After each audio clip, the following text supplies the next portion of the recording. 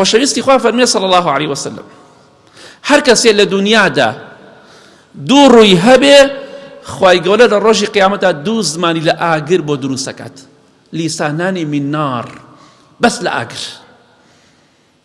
ئەو ئاگرە بەردەوام ئەو زمانە دەسووتێ و تەعزیبی ئەو ئینسانەدا چونکە لە دنیادا بۆ هۆی عەزاب بۆ خەڵکی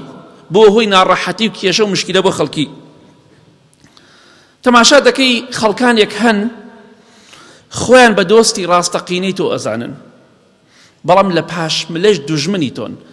یعنی فڵان کەس ئاوای دەربارەی من وت بەڵێ تەمان ئەو کەسێکی کە قسە دەهێنێ کەسێکی دوو زمانە بەڵام مەبەستمان چییە لێرەدا تەماشا دەکەی لە پاش ملە بە شێوەیەکی تر باس دەکات بەرەو ڕۆژ بە قوربان دەبێت ئەمە سیاسەتی ئینسانی منافق ئەمە سیاسەتەکەیەتی ئەمە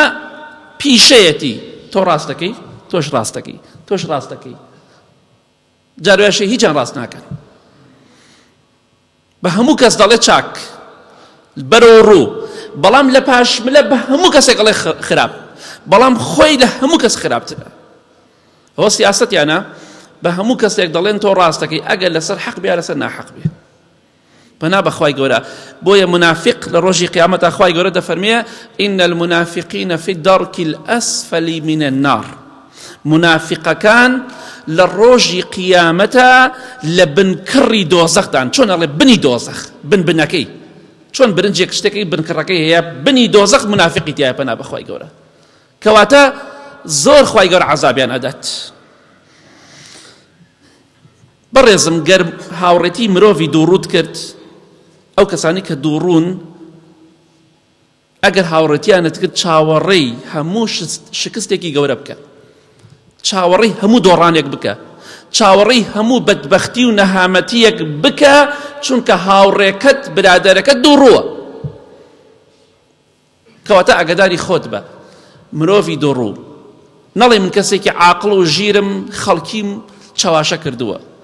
مەڵێ نێوان دوو کەسم تێکدا و نەیانزانی منم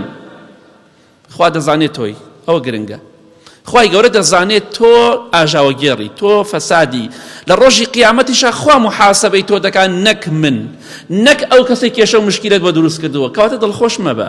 یەومە توبلە سەرائیر ڕۆژێک دێت هەرچی نهێنی هەیە هەمووی ئاشکرا دەبێت لای خوای پەروەردگار ئاشکرایە بەڵام لای خەڵکی ئاشکرا دەبێت لە ڕۆژی قیامەتە هیچ نهێنیەک نامێنێ کەواتە ئینسانی منافق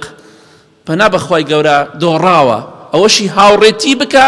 لە دۆڕاوی شکستی زیاتر هیچ شتێک بەشی نییە